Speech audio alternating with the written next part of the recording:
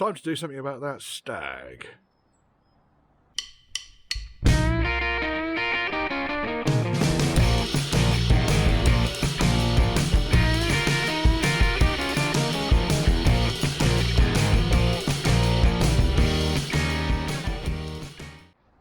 So we're at home, not at the workshop, and as you can see, it's kind of a little bit boxed in.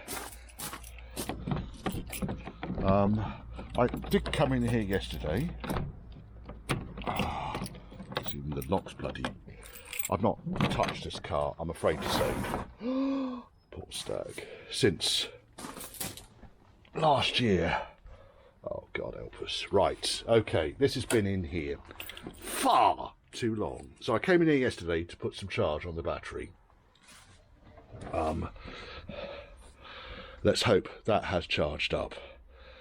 We'll be able to see in a minute. So I think we need to get it out, and that needs me to move cars around.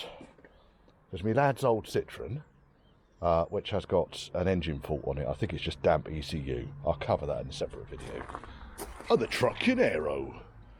Right, let me move things around and see if we can't get you out.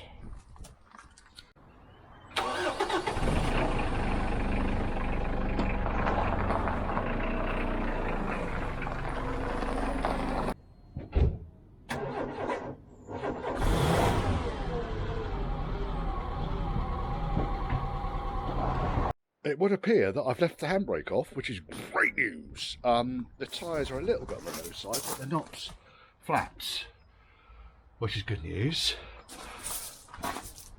So I think it's just going to be a case of a bit of brute force to get you out.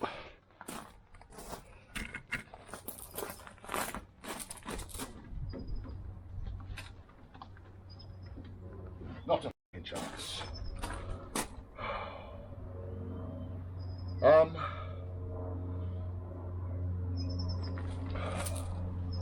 Looks like the brakes, the front calipers. Yeah, front calipers are stuck.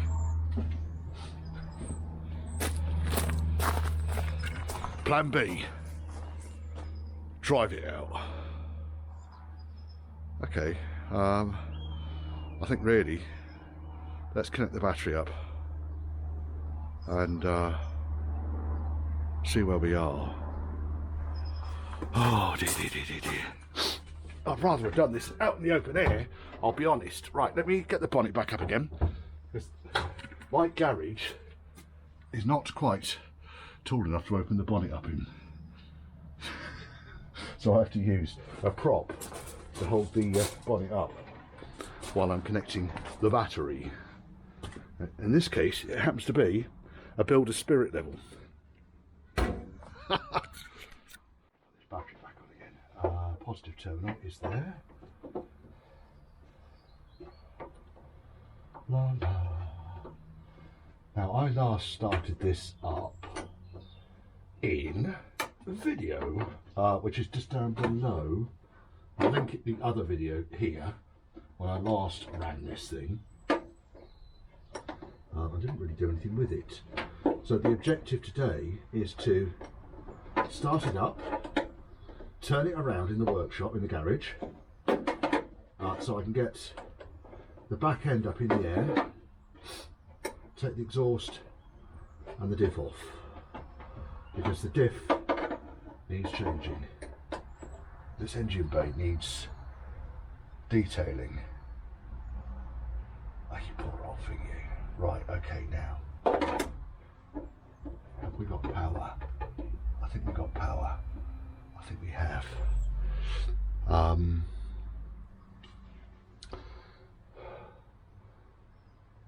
I couldn't tell you whether it was going to start. There's no reason why it shouldn't start. It started fine last time. Let's just see if we can't. Everything's connected. Yeah, we've got oil, although I'm not sure I'm going to trust the oil. I think once I've done the diff, it's going to get a damn good service. I'm going to get rid of that fucking thing because I cannot get the cooling system to pressurise again. is going. Going to go back to standard on this. Yes, I think. Look at all the bloody cat prints all over it. Well, we haven't had a cat for God knows how long, so I don't know whose cat that is. Might be the, well, it's been here that long. It could be my cat. Got run over, unfortunately, poor bastard. Anyway, right, let's see what is going on here next. So, I am going to get rid of that, lower the bonnet, and let's see if we can't get some life out of the old girl. I need the keys. Citroen keys. Stick these in here.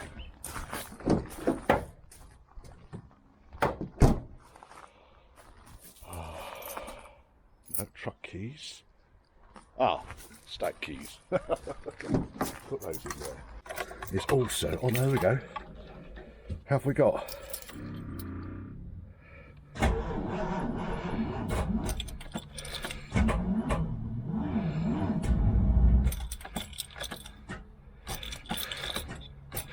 Well, my battery's fucked, isn't it? I think what we're going to have to do is tow this out.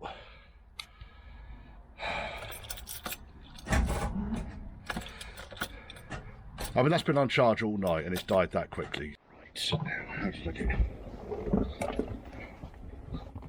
I can go there, keys in it. Standing on my fucking seat there. Oh, I didn't have big clodhoppers on, wouldn't it? This door open. Yes, it will. And we're out. Tow rope.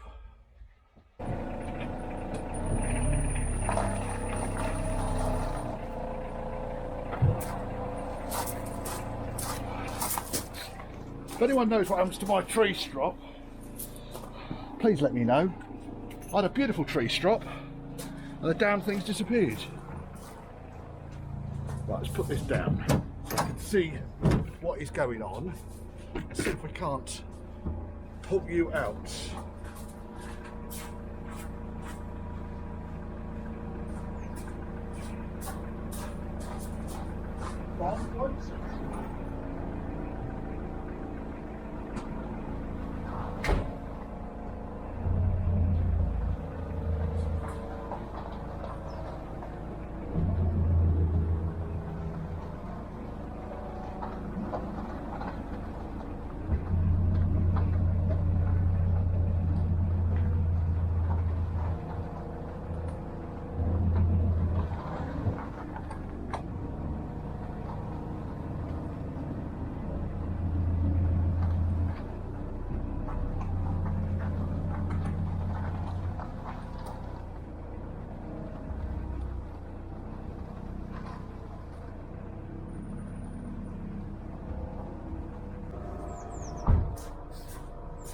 Well, it's out.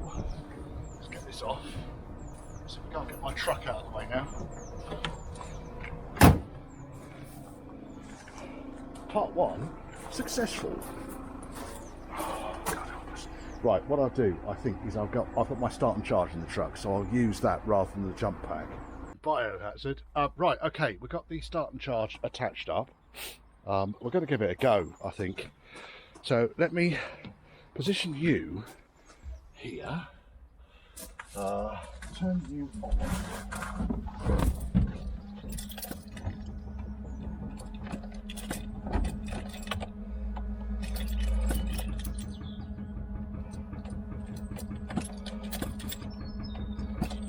Get nothing off the starter motor now.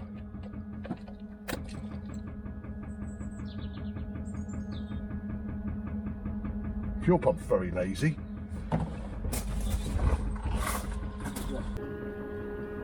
I don't know where the fuel's going.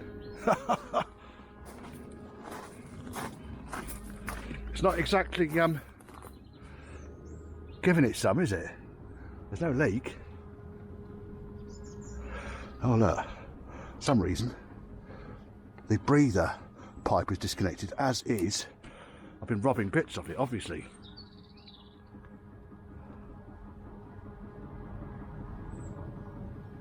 This is not giving it the full grunt, I don't think. Oh, that's...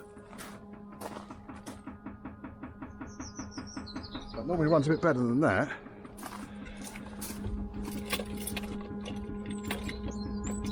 Oh, I'll tell you why the starter's not working. Fucking immobiliser. Try again. Immobiliser. Off.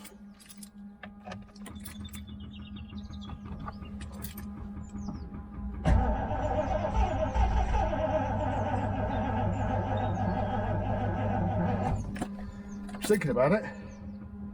I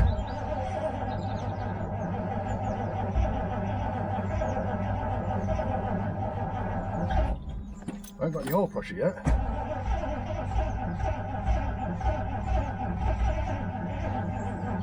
Got oil pressure.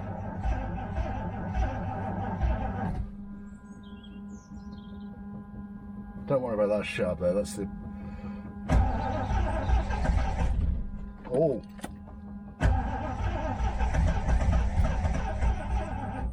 Close. Oh! Thinking about it.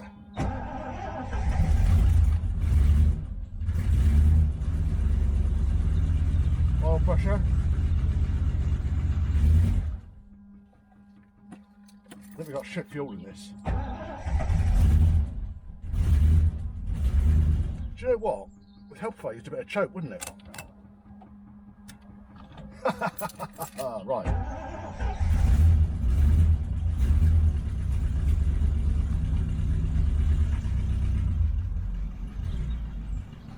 Let's take the start charge off.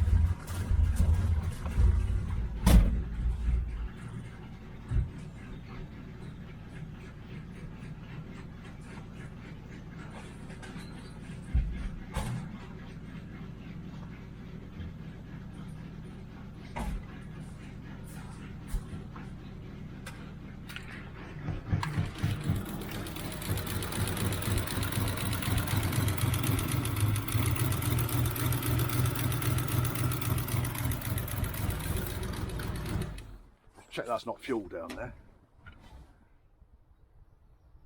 It might be. Can't get down there to find out.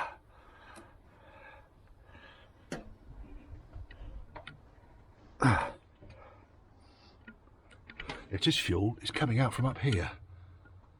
Where are we coming from? Flooding. Why are we flooding?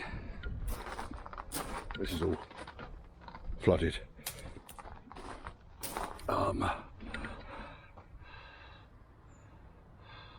Right. Could be a stuck needle valve. I might just tap each of the float chambers. Yeah, we're dripping off the underside of the carburettor down here. I might have to get the carb off first and foremost before I venture any further. We really don't want to be having excess fuel all over the place. The most likely cause on this is going to be a stuck needle valve. Air filter off first and foremost. That is doing nothing. Gotta love late 20th and 21st century rubber products. They are shit. Right, now if we get that on there, I've already got my very basic toolkit here. Air filter off.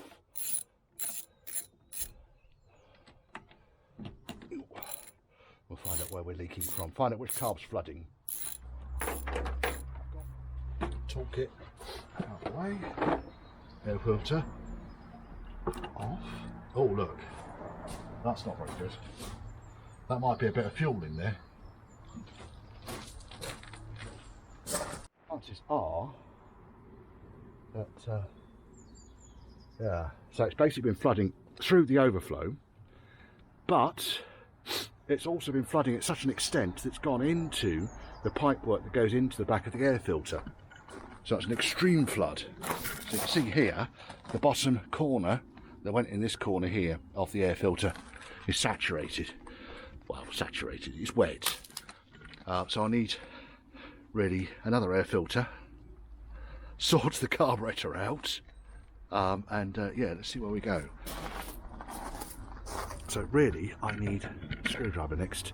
Dashpot. Again, limited tools, folks, but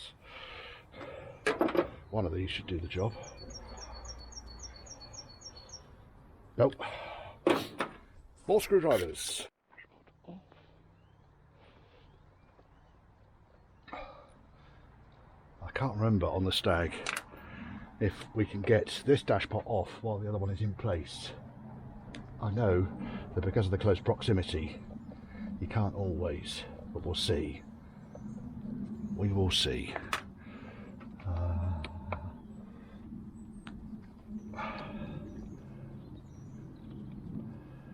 Nice big dead spider down there. This one's a proper good steam clean, this engine bay. Proper good steam clean. Slightly longer handle. And yes, of course it does. Of course it does.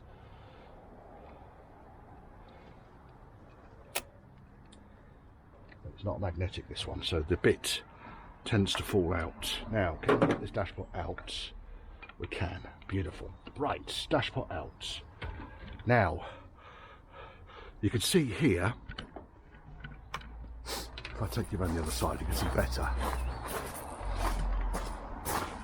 This is a classic flooding float chamber. So what's happening is you should be able to see fuel down the jet hole, but you shouldn't be able to see it on top of the jet. So the needle valve in the bottom of the carburetor has stuck. It's unlikely to be excessive pressure. It's more likely to be the needle valve has been parked in an open position because the float chamber's been empty, and because of that it's then just got itself royally rogered. So what do?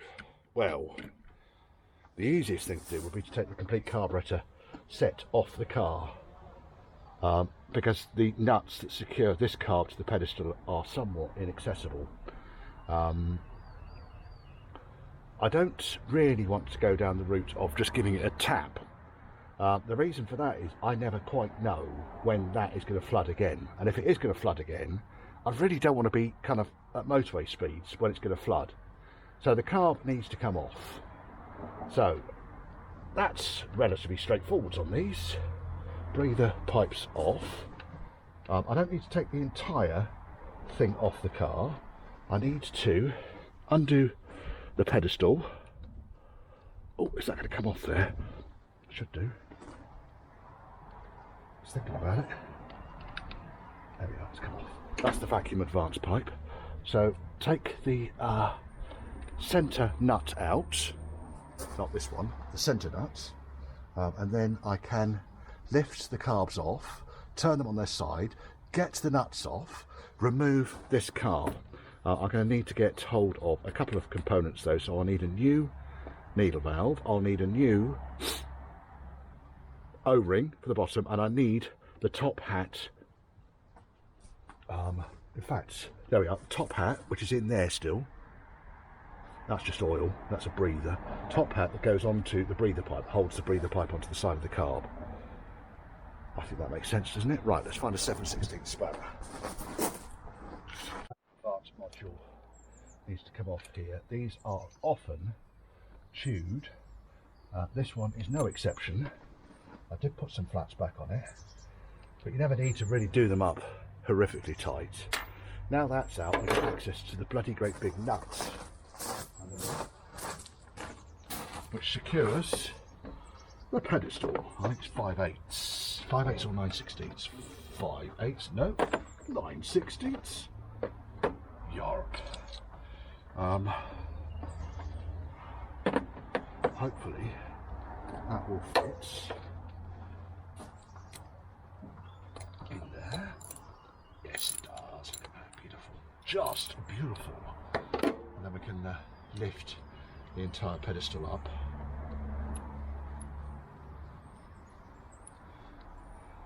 As soon as the wife comes home, I can whiz up to the workshop and get the bits I need to put this back together again. So carbs now lift off. It's not flooded into the carb, which is good. It's not, the inlet is not flooded. It seems that most of the fuel, probably because the length of time it took me to get it started, really was sitting in the overflow pipe, and then when the overflow pipe couldn't cope with the overflow, it went into the air filter. Oh, it's a bit scratch there. Right, okay, now we need to get the pedestal off, which is 7/16. Right, so that comes off and goes there. So pedestal can wait there. And then we get access to the carb body. So realistically we need to remove the choke cable. It's looking a bit gnarly as that choke cable goes, so what I might do is take the it's a 1/2 inch socket around so there it is. If I undid this nut here, I'll do it with the socket, I'll do it with the spanner. If I undid that nut, then I can take the arm off the choke module and leave the choke cable attached, because I don't really fancy my chances of getting that cable back through there again. Got a bloody lovely star washer on there. I couldn't tell you when I rebuilt these carbs. It was about 1,000 years ago though. Way before I set my business up. And I've learnt a few tricks since then, like some needle valves aren't as effective as others. It could of course be the needle valve is perfectly okay and the float is sunk. We don't know yet, so if I take that off there we are, the choke cable is now free from this carburetor. That can sit up there. I'll just put the nuts and the washer back on there. It also explains why this thing was actually almost starting without any choke whatsoever, and the ambient temperature today is about 6 degrees. The reason I wasn't using the choke to start off with is I actually wanted to crank the engine over a bit while the fuel filter was filling up, so that I could establish whether there was oil pressure or not. I suspect that it was trying to start because of the sheer amount of fuel in the inlet that it was drawing it through. Extra rich mixture.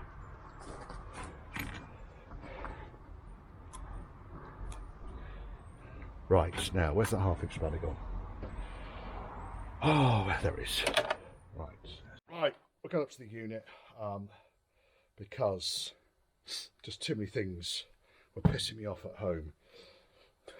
And it's important that you walk away before you start chucking spanners around. Not that I was in any danger of doing that, but so we need to get the remains of the old hose off. There it goes.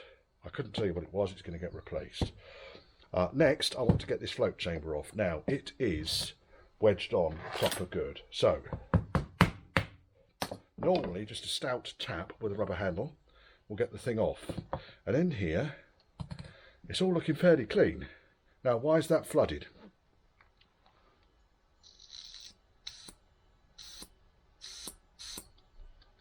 Could be that there was some crap in there. It could be...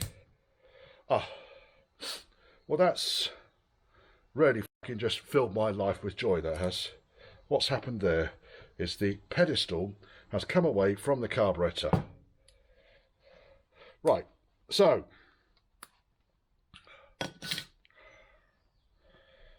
that's going to need to be bonded back on there again, but there should be 2 posts on there which go through that and then are peened over. I wanted to take that off because I wanted to take the valve out and see what sort of valve it was.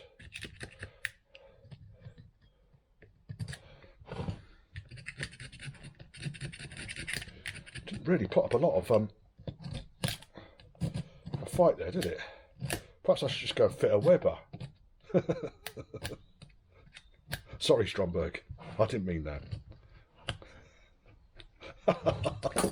Right, okay, that's all off. I'll clean that up properly in a second. Now we've got that lot off, let's have this needle valve out.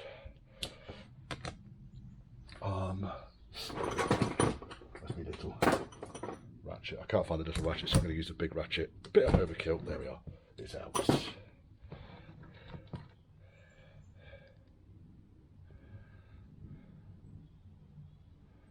It's just a standard 1.75 needle valve.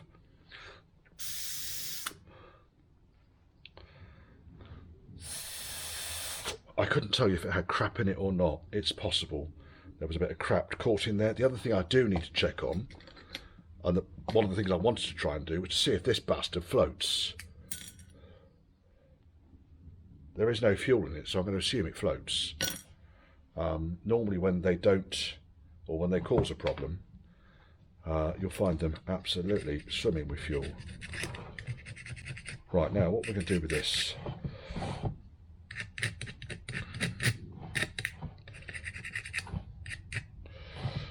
I don't know how much depth. I haven't got an awful lot of depth. It's probably a couple of mil. I'm reluctant to glue something on, purely because I think the glue would have to be absolutely ironclad, and I don't believe that is possible from a glue. So I think then, realistically, we are looking at drilling and tapping a couple of holes down here. Now, what's actually happened here? So you can see the posts are there. It's almost like that has been bonded on in the past, because I didn't put an enormous amount of force into pulling that off. I don't know where these carbs came from. Is kind of my initial bit of feedback. We do seem to be moving further away from being able to change the diff today, Richard, which is kind of like, that was your objective, wasn't it? Let's try it again. There we are. We want a box now of fixings, tiny fixings, I think. Very tiny fixings. Which is in this box here, which I shall bring out onto my incredibly tidy workbench. And what have we got here? Something like that might do the job.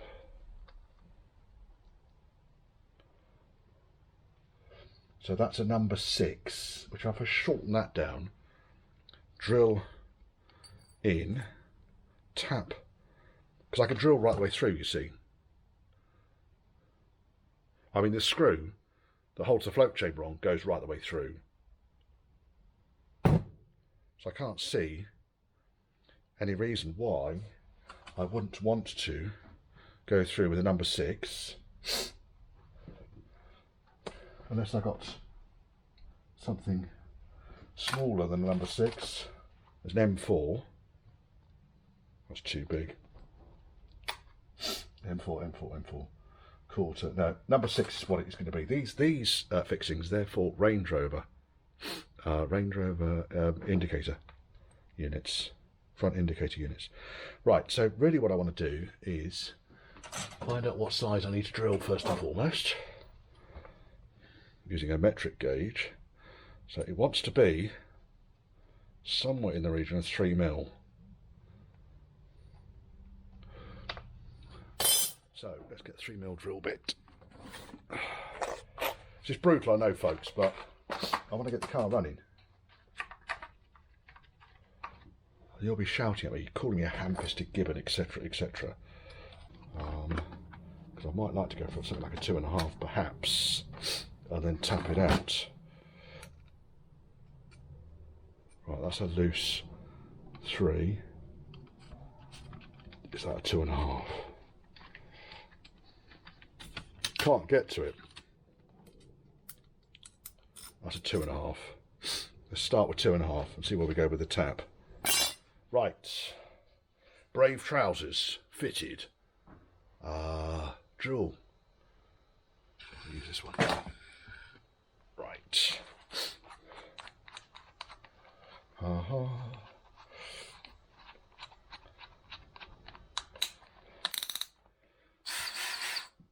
Right, so let's hold that there, and then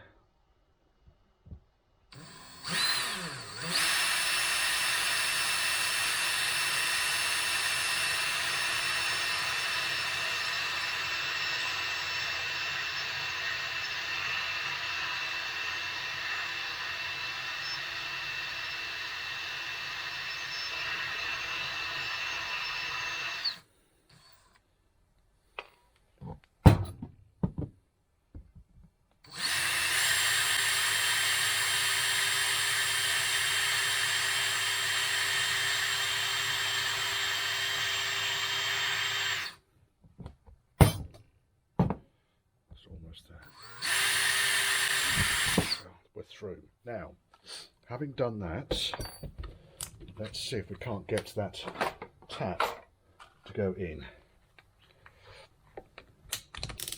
We want to go on to...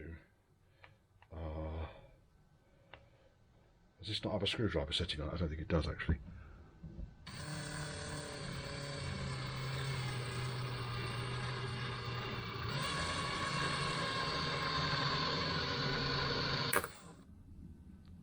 You fucking knew that was going to happen, didn't you? You absolutely fucking knew that was going to happen.